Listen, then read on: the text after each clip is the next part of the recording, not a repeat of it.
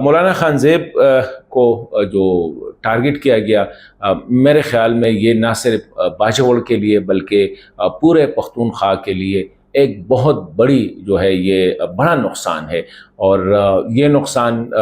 میرے خیال میں مدتوں پورا نہیں کیا جائے گا۔ اور یہ مولانا صاحب اگر ہم دیکھیں، باجوڑ وہ بدقسمت علاقہ ہے کہ یہاں پہ آپ کو پتہ ہے کہ اس سے پہلے سینیٹر ہدایت صاحب تھے، اس کو شہید کیا گیا وہ کیمپین کے دوران، اور سینیٹر ہدایت جو تھے وہ بھی قومی اسمبلی میں بھولتے تھے، کیونکہ جس طرح مولانا خان زیب